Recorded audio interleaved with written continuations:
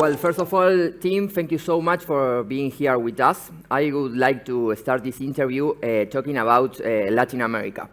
You have expressed a lot of interest in Latin America as an emerging market, and I would like to ask you what opportunities and challenges do you see in the region?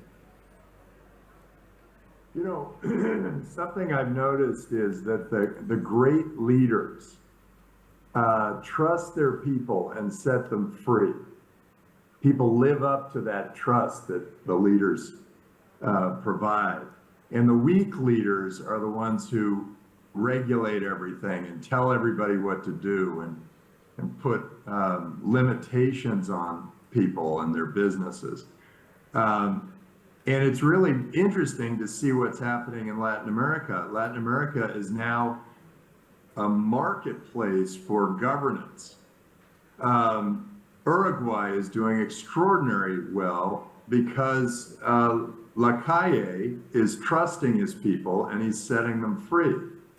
El Salvador is doing an outstanding job because they are encouraging the growth of new technologies like Bitcoin.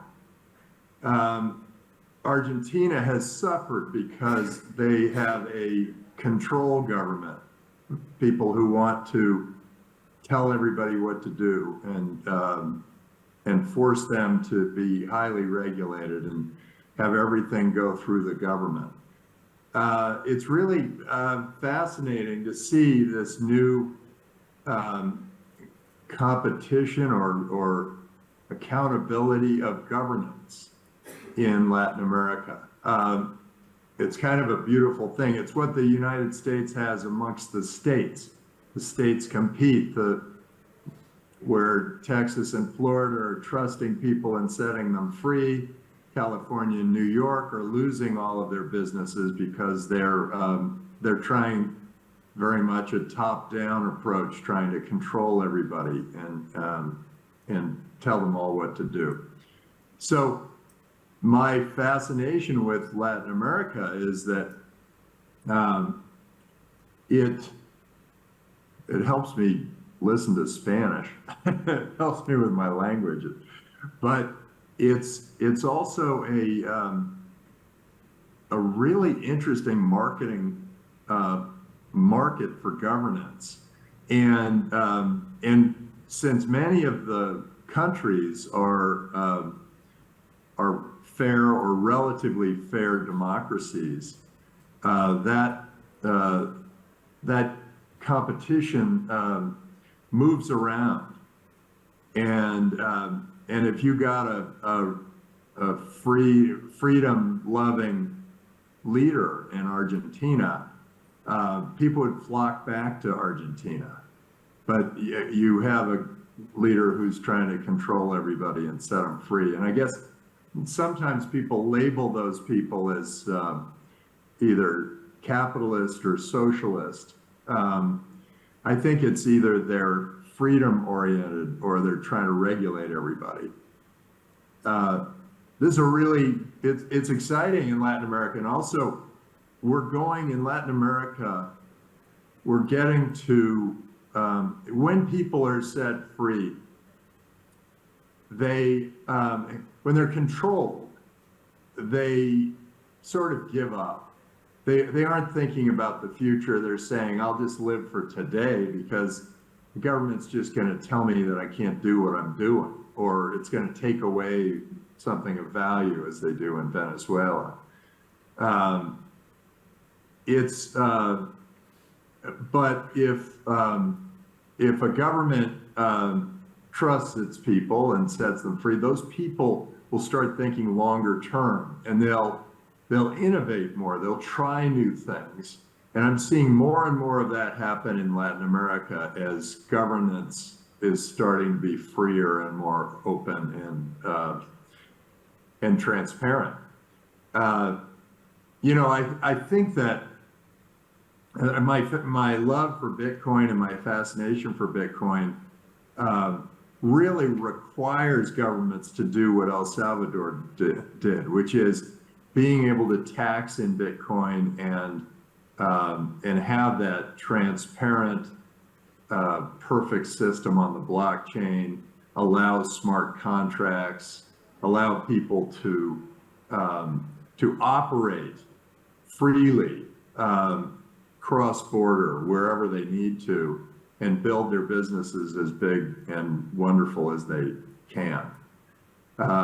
And so I think that it's interesting because Bitcoin is encouraging governments to be freer and to be more trusting. And they won't require audits and accountants and bookkeepers and transfer agents and all those people because they are,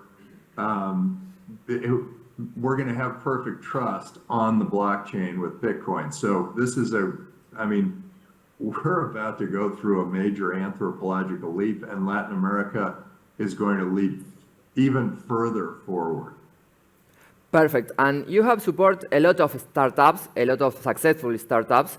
And we would like to ask you and to know, how do you identify value in the startups you invest? So in general, I want my startups to have global appeal.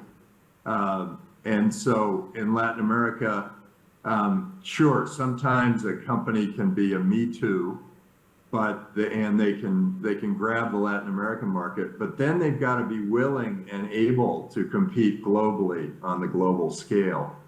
That's one of the things I'm looking for. I also look for innovative entrepreneurs that are going after industries that have gotten lazy, bureaucratic. Where the customer is getting bad service at a high cost. Here in the United States, that would be big pharma. Big pharma is providing bad service at a high cost. Banking, bad service at a high cost. Insurance, bad service at a high cost. Government itself, bad service at a high cost. And so I think the consumer eventually will win out in those battles. And I look for entrepreneurs who take new technologies and go into those industries that are providing bad service at a high cost. Now, I also look for entrepreneurs that are doing really unusual and breakthrough things.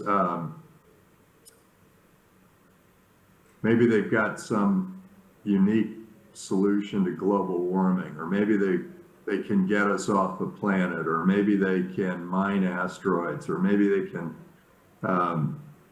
cure diseases rather than treat diseases. Yeah, I'm looking for those too. And again, my excitement with Bitcoin is that it's transforming the way we have a trusted third party. We won't need that sort of central bank government regulation altogether. Perfect. And you mentioned Bitcoin and blockchain. Is there any other technology that you are investing, for example, EA or artificial intelligence, or other technologies you are looking forward in the next few years? Yeah. So, I look for these major technological shifts. The internet was one of those. It changed communications, information, gaming, entertainment, media. Bitcoin was one of those. It changed banking, commerce, real estate, insurance. And AI is one of those. And AI has been around a long time. We've been funding AI companies for years and years, but ChatGPT has opened the Pandora's box of AI, and it's really exciting. And I think it's going to transform education. I think bureaucracy. You can't have a more fair system than one that's run by AI. So I think governance could be very fair and very efficient through AI. But I think it's going to change everybody's job because my career, venture capital, I'm expecting to use, I use AI already in many, many different ways, but I'm expecting to be able to evaluate entrepreneurs through AI, through the eyes of AI. Now, I won't let that make the decisions for me, but it will be a piece of all of my decisions. Find entrepreneurs through AI. I think that'll be very interesting and exciting. We're using data in many different ways. We have a lot of data over the 35 years I've been in the venture business, and that data could be incredibly valuable as we use it in a neural network or in an expert system. And I think the biggest effect will, I mean, the immediate effect of AI will be on education. I've got a friend who's a professor at Berkeley in astrophysics, and he described what was going on in the faculty lounges. And it's kind of this: 2 out of 10 people in the faculty lounge, 2 of them are saying, wow, our admissions office is doing a really good job. These essays are beautiful. And then 6 of them are saying, oh my God, we got to get rid of this ChatGPT thing. My whole curriculum is based on, you know, on people having to sort of search and dig and whatever, and all of a sudden these people have perfect essays. And 2 of them are saying, how are we going to change education, and how exciting that we can change education in these new ways to accommodate AI. I kind of feel like it's like somebody invented the printing press and we don't have to keep copying the Bible over and over and over by hand with quills. This is a really exciting time for AI. We're all over it. Great. Well, Tim, we have time for one more question, and we would like to ask you, are there any projects or ideas you are working now and we would like to share with us today? Well, there are many. We have a lot of companies that are sort of working on in effect, version 2.0 of crypto. So whether it's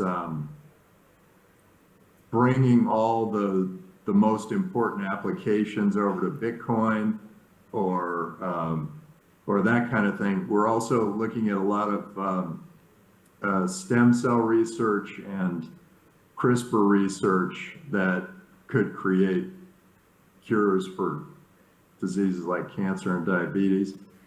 And we're looking at companies that are capitalizing on space through transportation, satellite to satellite communications, new ways of finding water in space, new ways of moving vehicles, manufacturing in space, a lot of interesting things happening in space. And then transportation here on Earth, there are all sorts of interesting drones, electric flying cars.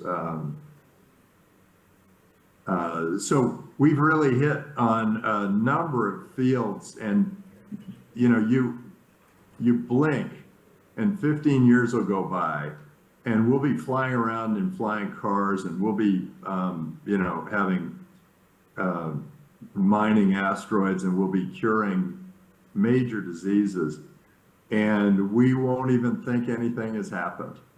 It's a little like, you go back 15 years, most of us didn't have cell phones. Can you imagine right now going around without a cell phone?